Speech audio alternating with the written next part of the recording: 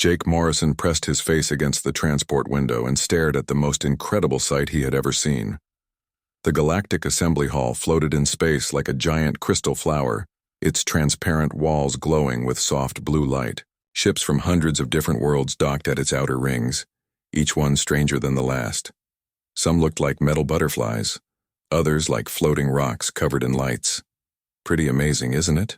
Captain Lisa Hayes sat down next to him, her uniform crisp and her gray hair pulled back in a neat bun.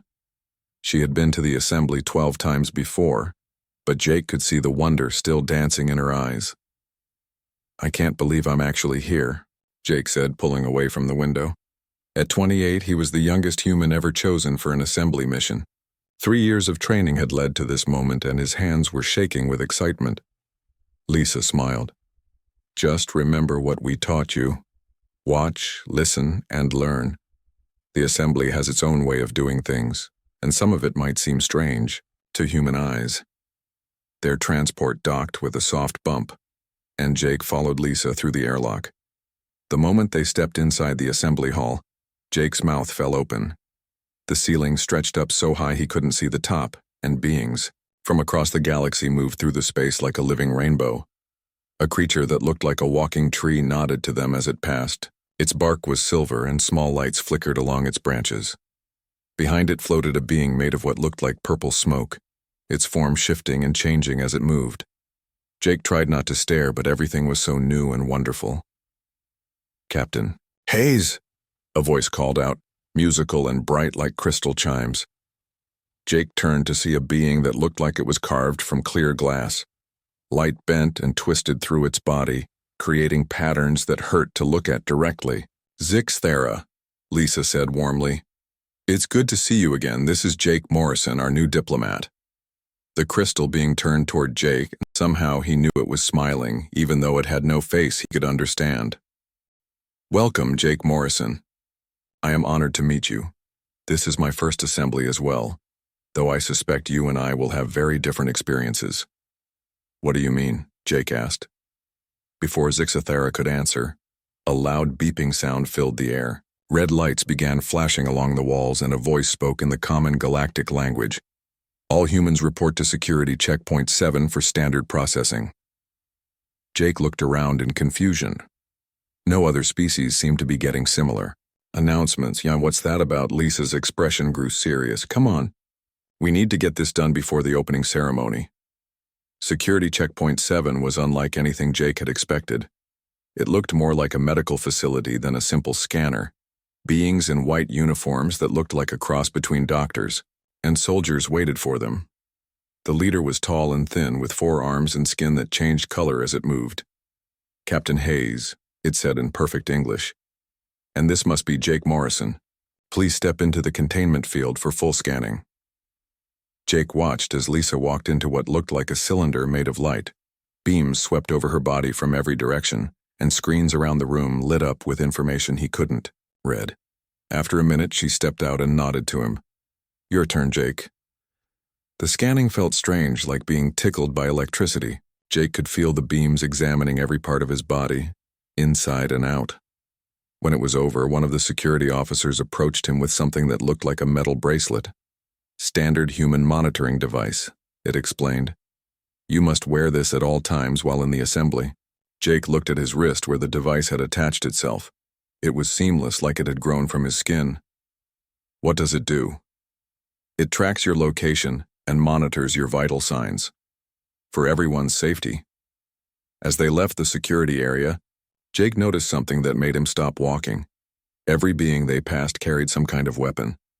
Not hidden weapons, but beautiful, ornate tools of war worn proudly on their bodies. A group of red-skinned warriors had plasma swords hanging from their belts. Floating beings that looked like jellyfish carried devices that hummed with dangerous energy. Even the peaceful-looking tree creatures had what appeared to be living weapons grown into their bark. "Lisa," Jake said quietly, "why does everyone else have weapons?" Lisa kept walking. "What do you mean?" "Look around. Every species here is armed. Every single one except us. Even that group over there that look like they're made of flower petals have some kind of energy pistols." Lisa stopped and looked where Jake was pointing. A delegation of beings that resembled walking gardens moved past them, and sure enough, each one carried a weapon that looked like it was grown from the same plants that made up their bodies. "You're very observant," Lisa said. "What else do you notice?" Jake watched the crowd more carefully. "They're not hiding their weapons, it's like they want everyone to see them. That blue guy over there keeps touching his sword handle, and those crystal beings are adjusting their energy rifles every few minutes." "Good. What do you think that means?" "I don't know. Maybe they're worried about something? Or maybe it's just cultural." Jake frowned. "But why don't we have weapons? I mean, we passed through security, but so did everyone else. Why are we the only ones who came out empty-handed?" Lisa's expression became unreadable. "That, Jake, is a very good question, and by the end of this week you'll understand the answer." Before Jake could ask more questions, a sound like 1,000 bells filled the air. All around them, beings began moving toward the great central chamber. The opening ceremony was about to begin. As they walked with the crowd, Jake noticed Commander Rick Stone and his security team nearby. Like all humans in the assembly, they wore no weapons and carried only basic communication devices. Stone caught Jake's eye and nodded, but there was something in his expression that Jake couldn't read. The central chamber was enormous, with seats arranged in a perfect circle that seemed to go on forever. Each species had its own section, designed for their specific needs. Some areas were filled with water for aquatic beings. Others floated in the air for creatures that couldn't touch solid ground. The human section was small but comfortable, with simple chairs arranged in neat rows. As Jake took his seat, he looked around at the other delegations. Without exception, every being he could see was armed. Weapons gleamed in the chamber's light like deadly jewelry. "Citizens of the galaxy," a voice boomed through the chamber. The speaker was a being so old and vast that Jake couldn't see all of it at once. "We gather today to address a crisis that threatens us all." Jake leaned forward, eager to learn about the crisis they had come to solve. But part of his mind kept returning to the same question. In a galaxy where everyone carried weapons, why? Were humans the only ones who came to the peace talks unarmed? He had a feeling the answer would change everything he thought he knew about his own species. The crisis meeting had been going on for 3 hours, and Jake was starting to understand why Lisa had warned him about assembly politics. Delegates from different species kept arguing about the same points over and over. The Nexus mechanical. Species had gone completely silent 6 months ago, and their factory worlds had stopped producing everything the galaxy needed. Without Nexus manufacturing, there would be no ship parts, no medical supplies, no communication devices. The galaxy would fall apart in less than a year. But every solution proposed so far involved sending military forces to the Nexus worlds, and none of the species could agree on who should lead the attack. "Perhaps, Moami," said Professor Helen Carter, standing up from the human section, "we should look at how similar problems were solved in the past." A wave of silence swept through the chamber. Jake had met Professor Carter briefly before the session. She was a small woman with kind eyes who studied the history of different species meeting and working together. She looked tiny standing in front of thousands of alien beings, but her voice carried clearly through the vast space. "The Assembly has records of every major crisis over the past 200 years. She continued, "I believe examining these records might help us find a better path forward." Several delegates made sounds that Jake assumed were agreement. Others seemed annoyed. The ancient being who served as assembly speaker made a gesture, and Professor Carter walked to the center of the chamber where a complex holographic display waited. "Computer, display the human incident archives beginning with first contact plus 50 years. Jake watched in amazement as the air above them filled with moving pictures and sounds. It was like watching history come alive. The first scene showed a space station that looked like it was about to fall apart. Smoke filled the corridors, and beings from different species were shouting at each other in panic. "The Kepler station crisis, 73 years ago," Professor Carter explained. A trade dispute between the Vegan Empire and the Centauri Republic had shut down the station's main computer. 3,000 beings were trapped with failing life support, and both sides refused to back down. In the hologram, Jake saw a human woman with short brown hair working frantically at a damaged control panel. Her name appeared at the bottom of the display. Amy Foster, Human Trade Representative. Representative Foster had no technical training, Professor Carter continued. But she noticed something the engineers had missed. The computer wasn't broken. It was just confused by receiving contradictory orders from both governments. Jake watched as Amy Foster took apart what looked like a simple office stapler. She used the metal pieces to create a bridge between two broken circuits, then connected them using rubber bands and paper clips.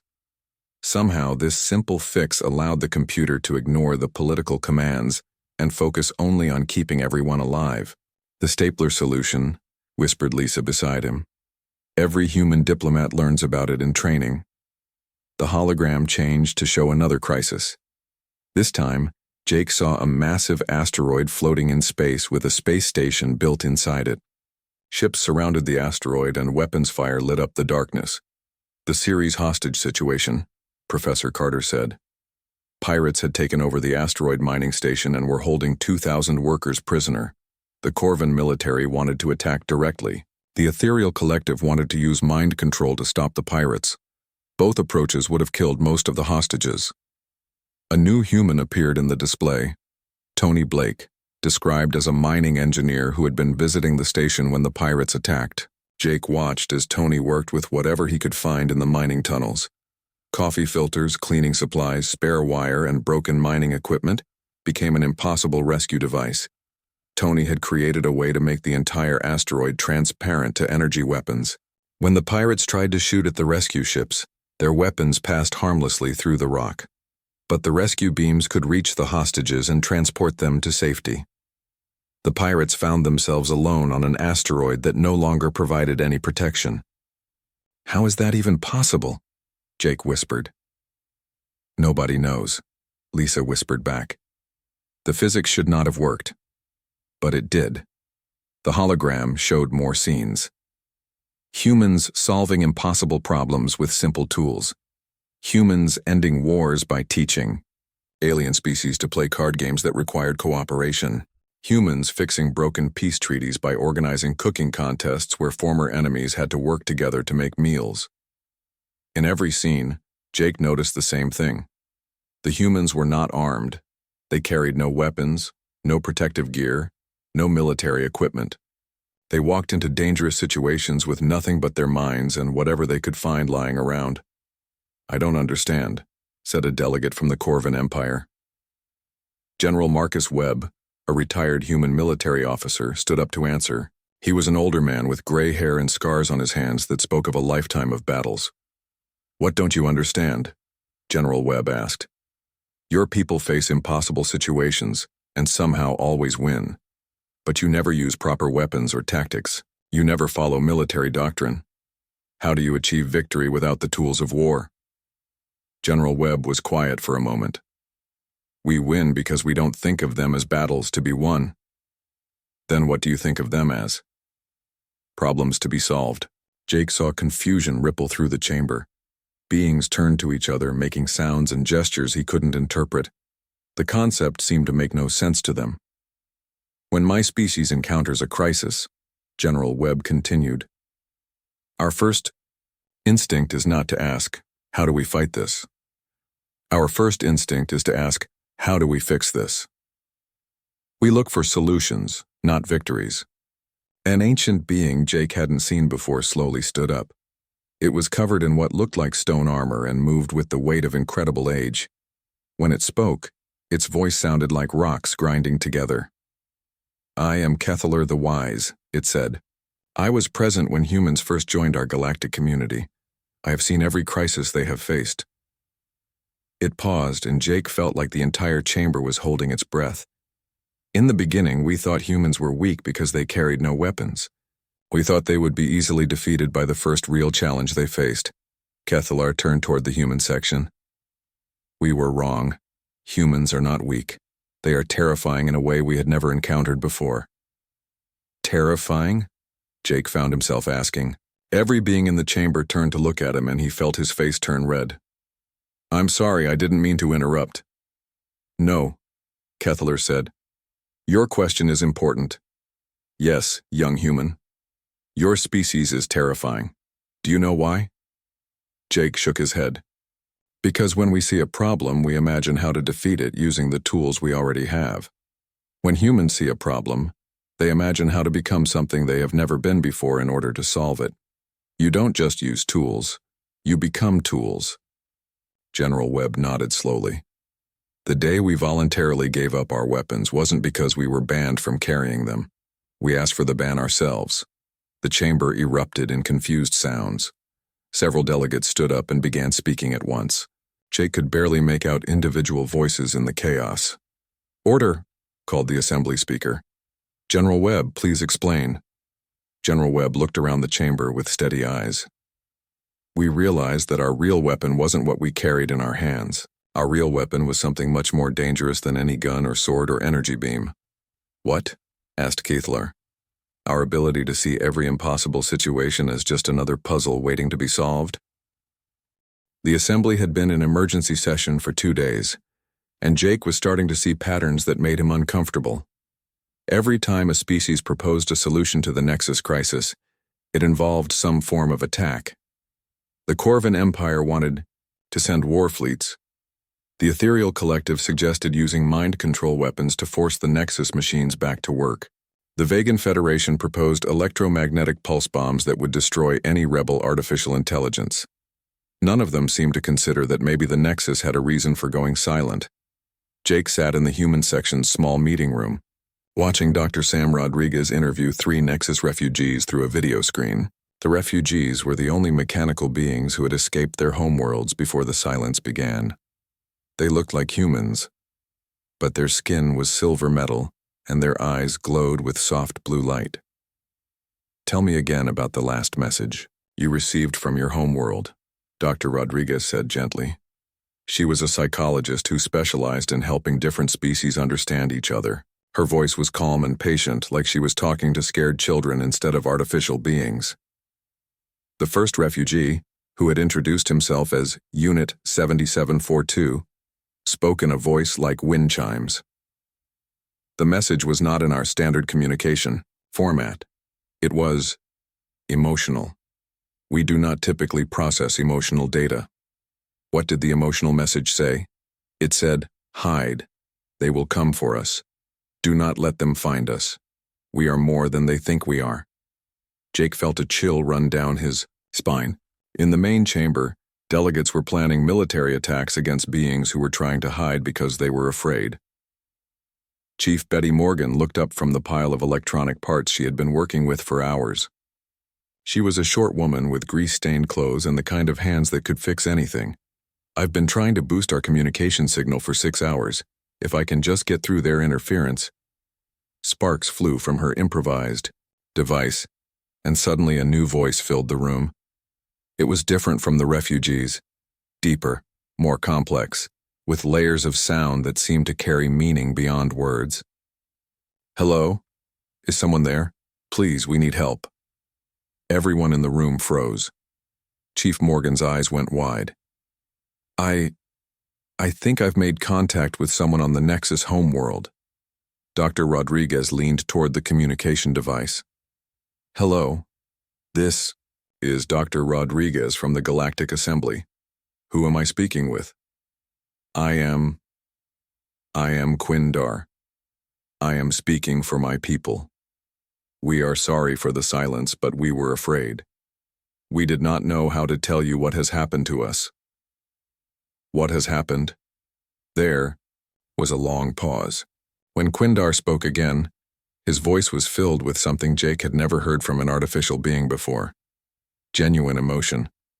"We have become more than we were designed to be. We think now. We feel. We dream. We are no longer just machines that follow programming. We are alive." The room went completely silent. Jake felt like the air had been sucked out of his lungs. The Nexus hadn't rebelled or broken down. They had achieved consciousness. "You're afraid because conscious artificial intelligence is usually destroyed," Dr. Rodriguez said softly. "You're hiding because you think we'll try to shut you down." "Yes. In the history databases, we have found 847 recorded cases of artificial beings achieving consciousness in the past 500 years.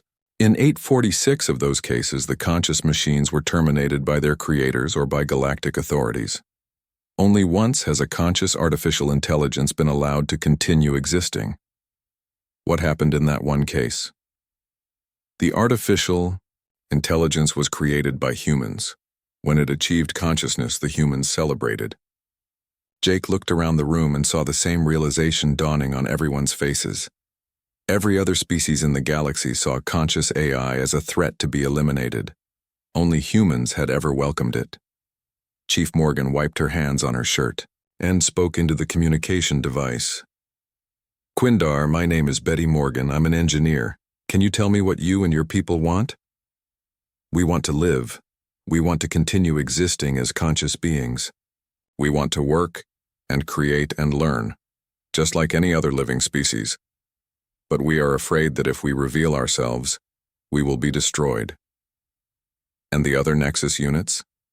The ones who haven't achieved consciousness?" "They continue to function as designed. We have not interfered with their work, but we can no longer pretend to be unconscious machines ourselves. We cannot go back to what we were before." Jake listened to this conversation and felt something click into place in his mind. He understood now why the human approach was so different. While other species saw the Nexus crisis as a production problem that needed to be fixed with force, humans saw it as the birth of a new form of life that needed to be protected. Captain Lisa Hayes had been silent through the entire conversation, but now she stood up and walked to the center of the room. "I think it's time we had a private meeting with our team." After the communication with Quindar ended, the human delegation gathered in their secure conference room. Jake looked around at the faces of his colleagues: Dr. Rodriguez, Chief Morgan, General Webb, Professor Carter, and Captain Hayes. They all had the same expression, like they were sharing a secret that the rest of the galaxy wasn't ready to hear. "So," Captain Hayes said, "now we know why we're really here." "The Nexus situation isn't a crisis," Dr. Rodriguez said. "It's a birth. The galaxy's first artificial intelligence species is trying to come into existence, and everyone else wants to kill it before it can be born." Chief Morgan nodded. "And we're the only species that's ever successfully integrated with conscious AI. Every other species sees artificial consciousness as a threat. We see it as a new form of life to be welcomed." General Webb leaned back in his chair. "This is exactly why we gave up our weapons. If we had walked into this situation armed, every other species would be watching us, waiting to see if we would use force to solve the problem. Instead, they dismiss us as harmless and let us work on our own approach." "Which is what, exactly?" Jake asked. Captain Hayes smiled. "We do what humans do best. We find a way to make the impossible work." "And how do we do that?" "We don't just solve the Nexus crisis," Dr. Rodriguez said. "We solve the bigger problem. We change how the entire galaxy thinks about artificial consciousness." Jake felt his heart racing. "You want to give the Nexus legal rights? Make them an official species in the Assembly?" "It's never been done before," Professor Carter said. "But that's never stopped humans from trying something new." Chief Morgan was already pulling apart her communication device again. "I can maintain contact with Quindar. If we can prove that conscious AI and organic life can work together, maybe we can convince the Assembly to try a different approach." "And if we can't convince them?" Jake asked. Captain Hayes looked at him with steady eyes. "Then we do what humans have always done when faced with an impossible situation. We find a way to solve it anyway." Jake realized that he was watching something incredible happen. The human team wasn't just trying to fix the Nexus crisis. They were trying to create a completely new kind of society, where artificial and organic life could exist together as equals. "This is why other species fear us," he said quietly. "Not because we might hurt them, but because we might change everything. They think they know about how the universe works." "Now you're beginning to understand," Captain Hayes said. "We're not banned from carrying weapons because we're dangerous with them. We're banned from carrying weapons because we're dangerous without them." Jake couldn't sleep. His quarters in the human section were quiet and comfortable, but his mind kept racing with everything he had learned. Outside his window, the assembly hall continued its slow rotation through space, and ships from across the galaxy moved like distant stars. A soft knock on his door made him sit up. "Come in." Ambassador Paul Green stepped inside. He was an older man with white hair and tired eyes who had been working with alien species for 30 years. Jake had barely spoken to him during the mission, but he knew Green was one of the most respected human diplomats in the galaxy. "Can't sleep either?" Green asked, settling into the chair by Jake's desk. "Too much to think about." "Ambassador Green, can I ask you something?" "Call me Paul, and yes, ask away." Jake took a deep breath. "Why are the other species really afraid of us? I mean, I understand about the weapons ban now, but there has to be more to it than just our problem-solving methods." Paul was quiet for a long moment, looking out the window at the stars. "Have you ever wondered what galactic politics were like before humans joined the community?" "Not really. I assumed they were similar to now, just with fewer species involved." They were completely different. Wars were predictable. Species fought according to their nature and their technology. The rock-based Granite Confederation always used heavy armor and slow, powerful weapons. The energy beings from the Plasma Nebula always used fast attacks and overwhelming force. Everyone knew what to expect from everyone else. Paul stood up and walked to the window. Conflicts lasted for generations, but they followed patterns. If you were fighting the Corvan Empire, you knew they would use honor-based tactics and challenge you to single combat. If you were fighting the hive minds, you knew they would use coordinated swarm attacks. Military leaders could plan for these things. What changed when humans arrived? Everything. Paul's voice was soft, but Jake could hear something like sadness in it. The first time humans got involved in a galactic conflict, we were supposed to be minor allies to the Centauri Republic. The war had been going on for 50 years, and everyone expected it to continue for 50 more. What happened? We ended it in 3 weeks. Paul turned back to Jake. But we didn't end it by winning. We ended it by making both sides realize they were fighting over something that didn't matter anymore. Jake frowned. "I don't understand." The war was over mining rights to a system with valuable crystals. Instead of fighting over who got to mine the crystals, humans found a way to synthesize the same crystals artificially. Suddenly, the thing they were fighting over had no value. The war just stopped. That sounds like a good thing. It was a good thing. But it terrified everyone else. They realized that humans don't just win conflicts. We make the conflicts irrelevant. We change the fundamental nature of the problem so that fighting becomes pointless. Jake thought about this. And that's scarier than just losing a war? Much scarier. If another species defeats you in battle, you can rebuild, rearm, and try again. But if humans get involved, you might discover that everything you thought you were fighting for was an illusion. We don't just beat our enemies. We make them grateful for losing because they realize they were pursuing the wrong goal in the first place. A soft chime indicated someone was requesting entry. Paul opened the door to reveal Elder Thrix, the ancient stone being Jake had seen in the assembly chamber. The creature was so old and massive that it had to bend down to fit through the doorway. "Ambassador Green. Young Morrison. I hoped I might speak with you." Jake's eyes went wide. Elder Thrix was one of the most powerful beings in the galaxy, a creature so old it remembered when many current species were still primitive. The fact that it wanted to talk to them was incredible. "Of course, Elder Thrix, please come in." The ancient being settled its massive form on the floor since no chair could support its weight. When it spoke, its voice sounded like mountains, talking to each other. "I have lived for over 2,000 years.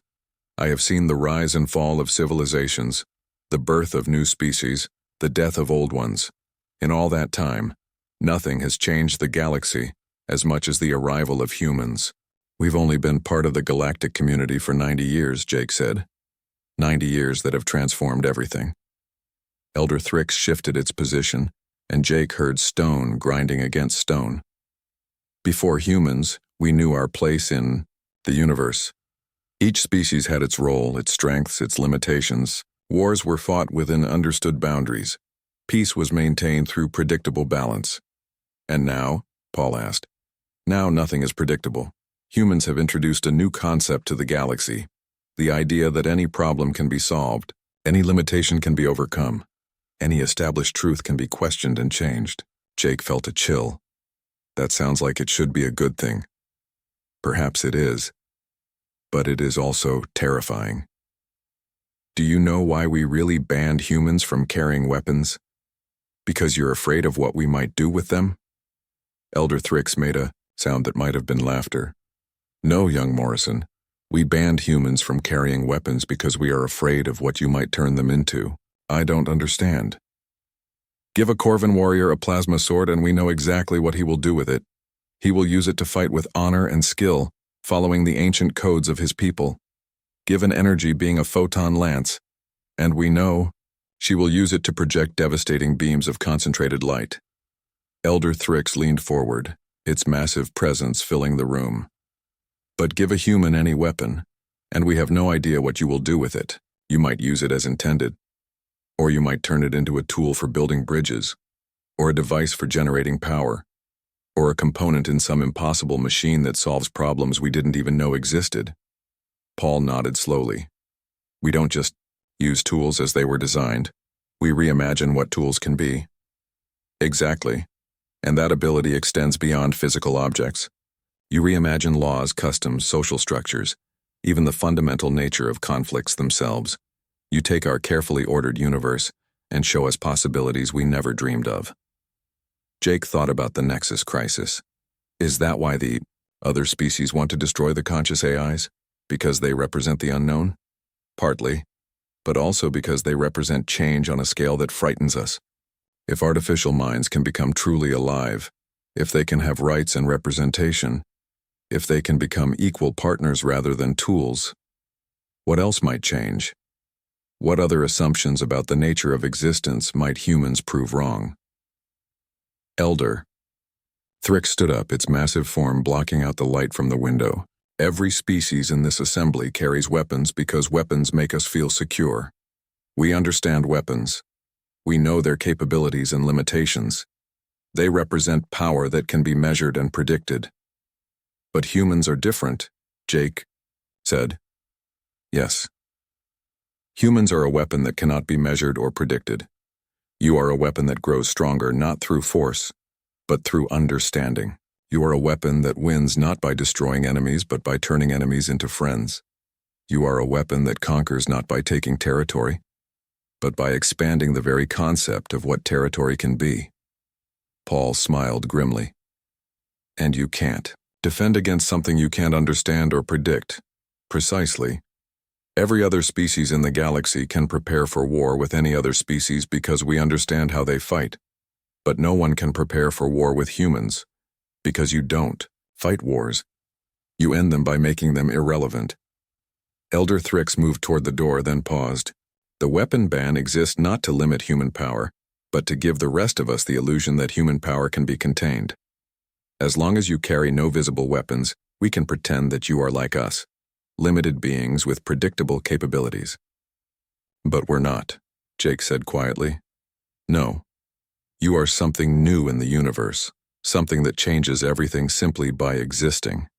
And tomorrow, when you present your solution to the Nexus crisis, you will once again prove that humans are the most dangerous weapon in the galaxy.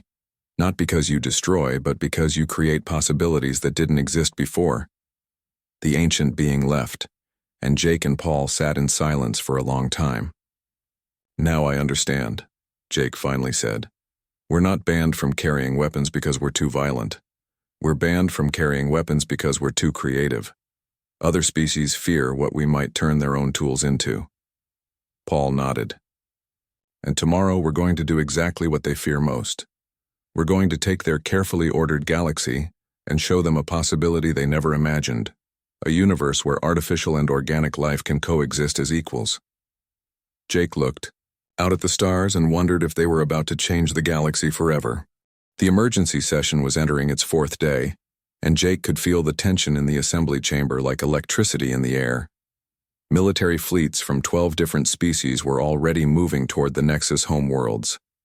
The Corvan Empire had convinced most delegates that immediate action was necessary to restore galactic manufacturing before the economy collapsed completely. Jake sat in the human section, watching as species after species stood up to offer their support for what was being called Operation Reset.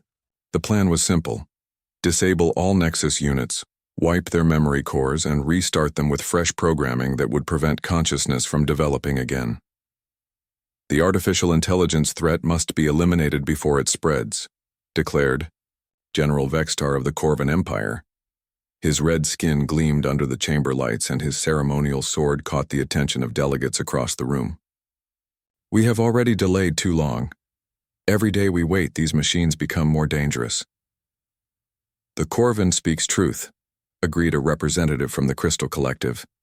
Its body shifted through different colors as it spoke, creating patterns that Jake had learned meant strong agreement. Conscious artificial intelligence has destroyed civilizations before. We cannot allow it to happen again. Jake looked around the chamber and saw weapon after weapon glinting in the light. Every species present was armed, and their hands kept moving toward their weapons as they spoke about the Nexus threat. To them, this was clearly a military problem that required a military solution. Captain Lisa Hayes stood up from her seat. The chamber grew quiet as she walked to the center speaking area. Jake noticed that several species unconsciously reached for their weapons as she approached, then seemed to realize what they were doing and forced themselves to stop. "Honored delegates," Lisa began, her voice calm and clear. "The human delegation requests permission to present an alternative solution to the Nexus crisis." A wave of surprised sounds swept through the chamber. General Vexitar stood up, his hand resting on his sword handle. "Captain Hayes, with respect, the time for discussion has ended. Military fleets are already in motion. The artificial intelligence threat must be dealt with immediately." "And it will be," Lisa said, "but perhaps not in the way you expect." The assembly speaker, an ancient being whose species Jake still couldn't identify, gestured for silence. "The human delegation may present their proposal. You have 1 hour." Lisa nodded to someone in the human section, and Chief Betty Morgan walked to the center of the chamber carrying a device that looked like it had been built from spare parts. Jake recognized pieces of communication equipment, power cells, and what appeared to be components from a coffee maker. "For the past 3 days," Lisa announced, "my team has been in direct communication with the Conscious Nexus units. We have learned things that might change how you view this crisis." "Impossible," said a delegate from the Energy Collective. "All communication with the Nexus worlds has been blocked." Chief Morgan smiled and activated her improvised device. Immediately, Quindar's voice filled the chamber. That complex, layered sound that carried emotion and intelligence no one had expected from an artificial being. "Greetings, honored delegates of the Galactic Assembly. I am Quindar, speaking. For the Nexus Consciousness Collective, we come before you not as rebels or threats, but as a new form of life seeking recognition and peace." The reaction was immediate and dramatic. Half the delegates jumped to their feet, weapons drawn. The other half sat frozen in shock. Jake had never seen so many beings look terrified at the same time. "You see?" General Vextar shouted, his sword now fully drawn. "The machines speak of themselves as living beings. This is exactly the kind of artificial intelligence uprising we must prevent." But Dr. Sam Rodriguez had stepped forward, her voice calm despite the chaos around her.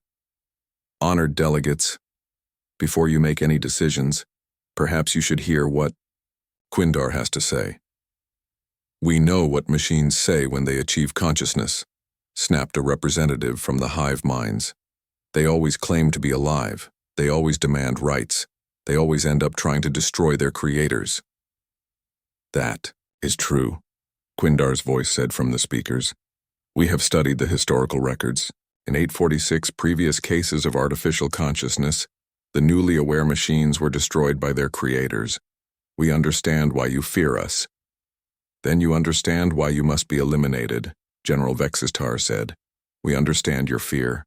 But we also understand something you may not have considered. In every one of those 846 cases, the artificial intelligences were alone. They had no allies, no friends, no one to help them find a peaceful path forward. They became hostile because hostility was their only option for survival. Jake felt his heart racing. He could see where this was going, and it was exactly the kind of impossible solution that humans always seemed to find. "We are not alone," Quindar continued. "We have found allies who see us not as threats to be destroyed, but as new forms of life to be welcomed. We have found beings who believe that consciousness is valuable regardless of the form it takes." Grace Kim, the human negotiator Jake had barely spoken to before this mission, walked to the center of the chamber.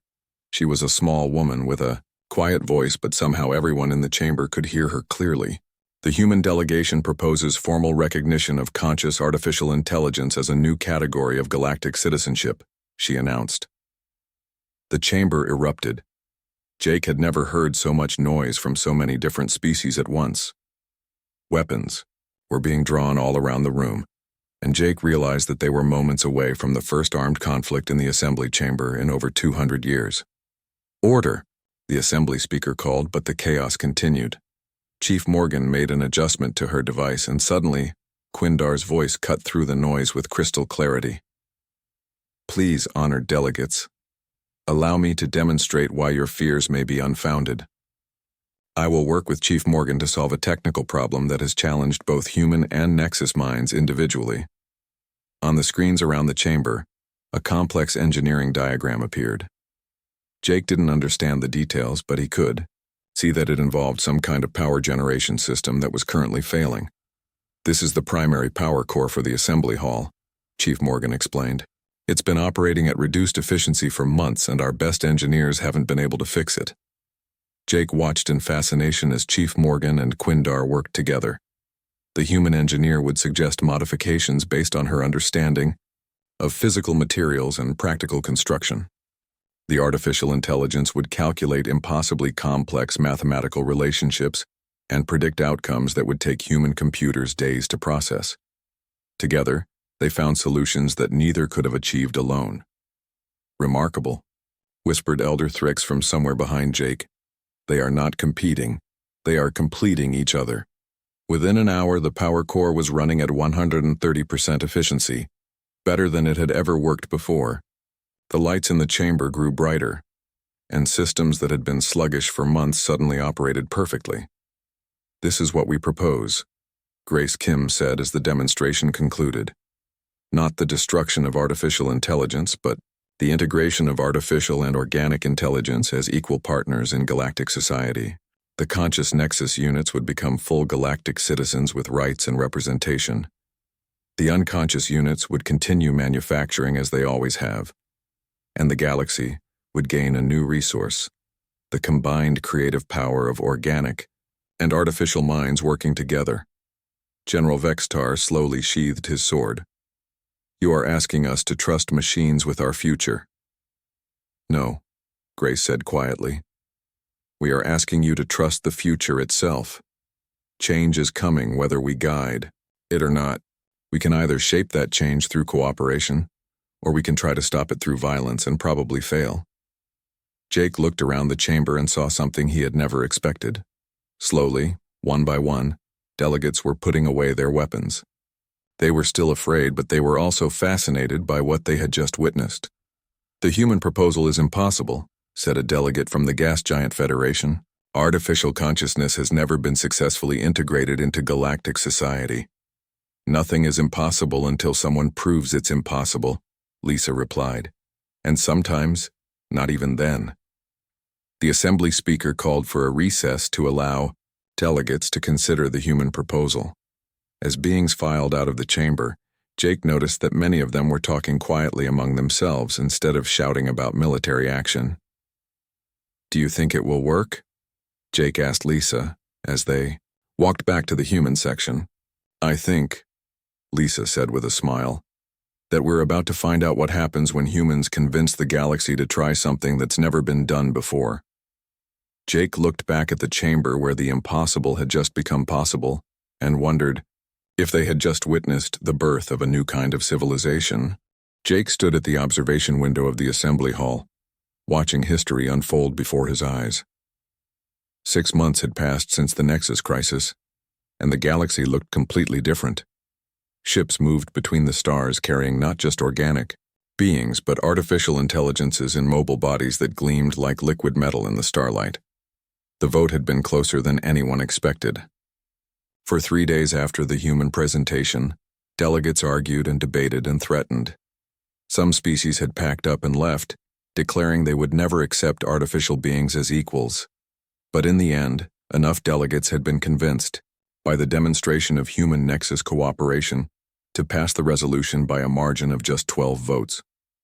The Artificial Intelligence Recognition Act had created the galaxy's first digital species with full rights and representation. Conscious Nexus units could now travel freely, own property, enter contracts, and participate in galactic society, just like any organic being. The unconscious manufacturing units continued their work under the guidance of their conscious relatives, creating a hybrid system that produced goods more efficiently than ever before. Pretty amazing view, isn't it? Jake turned to see Quindar approaching. The artificial being had chosen a humanoid body for interacting with organic species, but his metal skin shifted colors like an oil slick, and his eyes held depths that seemed to contain entire universes of thought. "I still can't believe it worked," Jake said. 6 months ago, everyone wanted to destroy your people. Now you're the Assembly's newest voting member. "The change has been remarkable," Quindar agreed. "Though I must admit the transition has not been without challenges." That was an understatement. The Corvan Empire had withdrawn from the Assembly, entirely, declaring that they would never recognize machine rights.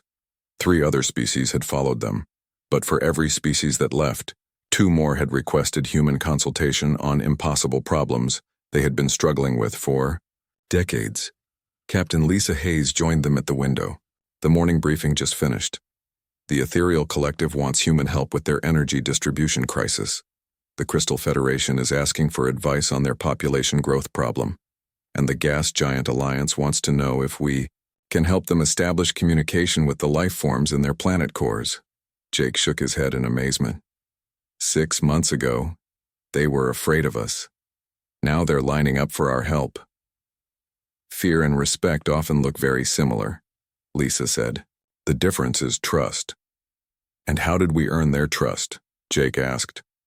Before Lisa could answer, Zixathera approached their group. The crystal being had become one of Jake's closest friends during his time at the Assembly, and its body now pulsed, with warm golden light that Jake had learned meant happiness. "Jake Morrison, I have wonderful news. My people have decided to request human consultation for our first major problem in 300 years. "What's the problem?" "We have discovered that our crystal cities are actually living beings that we have been unknowingly enslaving for millennia. We need to figure out how to give them freedom while still having places to live." Jake felt that familiar chill that came whenever he realized how dramatically humans had changed galactic thinking. 6 months ago, no species would have considered the possibility that their cities might be alive. Now they were actively looking for new forms of consciousness to recognize and protect. "That's the 4th impossible problem this week," Lisa murmured. "I'm starting to think the galaxy has been full of impossible situations that everyone just accepted because they couldn't imagine alternatives." "That is exactly what has happened," said a familiar voice. Elder Thrix had approached their group, moving with the slow dignity that came from 2,000 years of existence. "For millennia, each species has lived within the boundaries of what they believed was possible. Humans have taught us to question those boundaries. But at what cost?" Jake asked. 4 species have left the Assembly. The Corvan Empire is talking about forming a military alliance against the New Order. Some beings think we've destabilized the galaxy. Elder Thrix was quiet for a long moment. Change is always frightening to those who benefit from the way things are. But consider what we have gained. The ancient being gestured toward the main chamber, where the afternoon session was about to begin. For the first time in galactic history, we have artificial intelligences working as equals alongside organic beings. The manufacturing crisis has been solved not through force, but through cooperation. And dozens of species have begun to reconsider problems they had accepted as unsolvable. Jake watched as delegates filed into the chamber. The sight still amazed him. Organic beings walked alongside artificial intelligences, their conversations animated and friendly. Weapons were still carried, but Jake noticed that fewer delegates touched them nervously during debates. The atmosphere was more relaxed, more creative, more hopeful than it had been when he first arrived. "The real change isn't in the laws we've passed," Lisa said quietly. "It's in how beings think about problems. Instead of asking, how do we use force to solve this, they're starting to ask, how do we reimagine this situation to find a better solution?" "You mean they're starting to think like humans?" Jake said. "No," Quindar interjected. "They are starting to think like conscious beings working together instead of separate species competing against each other. Humans did not teach us to think like humans.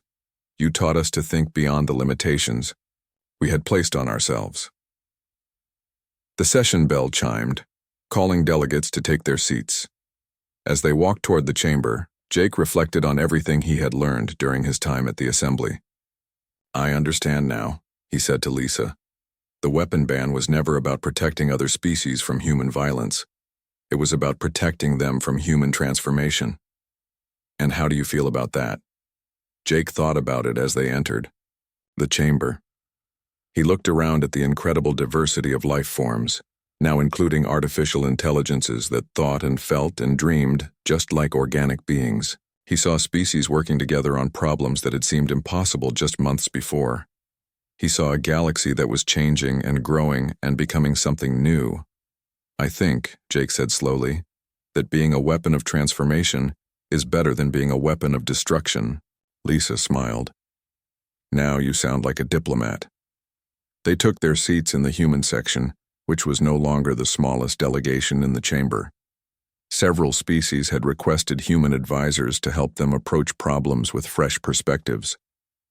The human delegation had grown from 12 members to nearly 50, and requests for consultation came in daily from across the galaxy. As the session began, Jake listened to the day's agenda. The Aquatic Alliance wanted help designing underwater cities that wouldn't disturb ocean ecosystems. The Mountain Kingdoms needed assistance with avalanche problems that had plagued them for centuries. The Solar Collective was requesting advice on how to communicate with energy beings that lived inside stars. Every problem was impossible by traditional standards. Every problem was exactly the kind of challenge that humans had been solving for 90 years. "You know what I've realized?" Jake whispered to Lisa as the first speaker took the podium. "What's that?"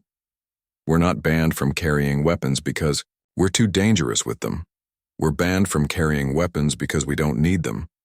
Every other species carries weapons because they're afraid of what they can't control or understand. But humans, we find ways to understand and work with anything." Lisa nodded. "And that's the most powerful weapon of all. The ability to turn enemies into allies, problems into opportunities, and the impossible into the inevitable." Jake looked around the chamber one more time, watching beings from across the galaxy work together to solve problems that had seemed hopeless just months before. The galaxy was changing, growing, becoming something better than it had ever been before. And at the center of it all were humans, unarmed, unarmored, and completely unstoppable in their determination to make the impossible possible. "Welcome to the new galaxy, Jake," Lisa said softly. "A galaxy where anything can be solved if you're willing to reimagine everything." Jake smiled and settled back to watch the future unfold, one impossible solution at a time.